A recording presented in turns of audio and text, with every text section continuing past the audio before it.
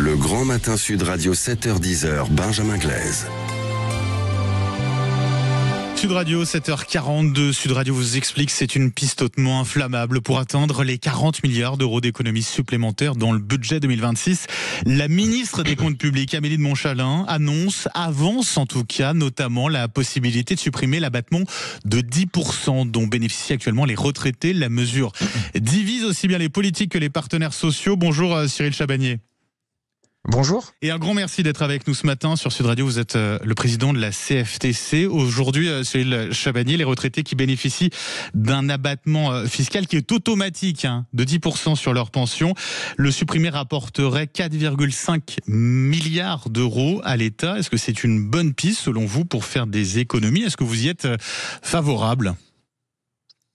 Non, disons que c'est encore une fois, on stigmatise certaines catégories. Donc ça fait des années où à chaque fois qu'il faut trouver de l'argent, faire des efforts, ce sont toujours les salariés et les retraités qui sont mis à contribution. Donc on sait, et on ne nie pas à la CFTC qu'il y a de l'argent à trouver pour le budget, mais il faut faire les choses dans l'ordre. Il faut que ce soit juste et équitable ces efforts. Donc en premier lieu, il faut que l'État fasse des efforts dans ses dépenses de fonctionnement. Ce qui est prévu, ce qui est annoncé, Cyril Chabagnier. Oui, sauf qu'il y a des centaines d'agences d'État dont on ne sait pas vraiment à quoi elles servent et dont jamais elles sont remises en question. Il n'y a pas d'efforts demandés aux entreprises puisqu'il y a 180 milliards d'euros qui sont donnés sous forme de subventions publiques et qui ne sont jamais ni évalués ni conditionnés. On n'est pas forcément pour les supprimer, on demande qu'elles soient évaluées et conditionnées pour qu'elles soient efficaces. Donc en fait, il faut commencer par ça et à ce moment-là, on pourra éventuellement aller regarder du côté des salariés et du côté des retraités s'il y a aussi des efforts à faire pour ceux qui le peuvent, ceux qui ont les salaires ou les retraites les plus élevés. Mais il y a une certaine facilité à aller toujours demander des efforts aux mêmes, c'est-à-dire aux salariés et aux retraités, et l'État et les entreprises, ces dernières années, les efforts ont été quasiment inexistants. Donc c'est ça qui nous pose problème. L'idée éventuellement de supprimer cet abattement de 10% uniquement pour les plus grosses retraites. Est-ce que ce serait une option plus envisageable pour vous, pour la CFTC ? Oui, c'est la seule option d'ailleurs envisageable. Rappelez-vous des déclarations de l'ancien Premier ministre Michel Barnier qui avait dit il y aura des efforts à faire, mais les efforts seront demandés à ceux qui le peuvent. Oui. Donc ça, c'est une bonne logique. Donc nous, encore une fois, on n'est pas contre envisager cette possibilité pour peut-être les 30 ou 40% des retraités qui ont des pensions les plus élevées. Mais encore une fois, il faut que ce soit acceptable, il faut que ce soit juste. Et donc pour que ce soit juste, il faut que les efforts soient demandés à tous. À la CFTC, notre position est simple. C'est des efforts pour tout le monde ou pour personne.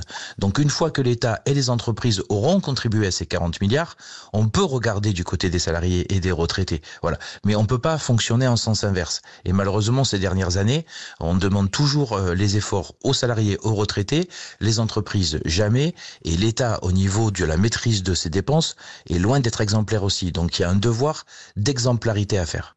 En tout cas, ce serait peut-être plus juste, cette piste de supprimer l'abattement pour les plus grosses retraites, ça serait peut-être plus juste que de désindexer finalement les retraites pour tous. Ah oui, c'est évidemment, je sais pas si c'est plus juste, mais en tout cas c'est moins pire, comme on pourrait le dire. La désindexation est problématique. Moi, je rappelle juste que cette indexation permet aux retraites simplement de maintenir leur niveau de vie et leur pouvoir d'achat. C'est simplement ajuster la retraite au coût de la vie. C'est pas des augmentations de retraite avec des augmentations de pouvoir d'achat. C'est juste pour ne pas perdre du pouvoir d'achat. Donc là, encore une fois, c'était profondément injuste. Et sur la désindexation, quand ça avait été proposé, la CFTC avait fait la même proposition en disant que c'était envisageable, mais uniquement pour la partie des retraités qui avaient les plus grosses pensions, mais jamais de mesures généralisées. Je crois que la solution, c'est vraiment ça, c'est vraiment de cibler ces mesures sur ceux qu'ils peuvent et pas sur l'ensemble de nos concitoyens. Après, ça ne paraît pas déconnant, si je puis le dire ainsi, de demander un effort supplémentaire pour les plus grosses retraites. Non, on peut l'envisager, mais vous savez, quand il y a des efforts qui doivent être demandés, le principal c'est que ce soit accepté. Et pour que ce soit accepté, ça doit être juste et équitable. Donc il faut avoir le sentiment que tout le monde participe à cet effort national. Et donc pour pouvoir demander des efforts, il faut que l'État montre l'exemple, encore une fois, sur ses dépenses de fonctionnement. Amélie de Montchalin, la ministre, dit qu'il y aura quelques efforts de demander dans chacun des ministères. On attend de voir ça. Je rappelle qu'il y a des centaines et des centaines d'agences d'État dont vous et moi, je pense, on n'est pas capable d'en citer plus de 20. Mais est-ce que ça va permettre de faire autant d'économies qu'en supprimant cet abattement de 10%? J'en suis pas sûr, là. On n'est pas sur le même échelle. On est quand même sur à peu près 900 agences d'État qui ont chacun des dizaines et des dizaines de salariés et des coûts de fonctionnement qui sont importants. Donc ça peut pas rapporter autant, mais il y a un devoir d'exemplarité qui est très très important. C'est comme nos élus d'ailleurs qui demandent de faire des efforts et dont tout leur traitement, tous les avantages, eux, sont jamais remis en question. Donc il y a à la fois l'argent que ça rapporte, mais il y a le devoir d'exemplarité. Sur les entreprises, 180 milliards d'aides. Je crois que c'est normal qu'on soit en attente d'évaluer ces aides. Elles sont efficaces ou pas. Quand elles sont efficaces, on les laisse. On n'a pas de sujet à la CFTC. Mais on sait très bien qu'il y a une partie qui ne le sont pas. Moi, je prends cet exemple-là, mais si simplement 10% des aides n'étaient pas efficaces, c'est-à-dire qu'on laisse 90% des aides aux entreprises, ce qui est quand même énorme. 10% sur 180 milliards, c'est 18 milliards d'euros qui rentrent. C'est bien plus que les 4,5 que vous avez cités pour les retraités. Donc voilà, il y a, et même si c'était que 5%, ça ferait déjà 9 milliards, le double.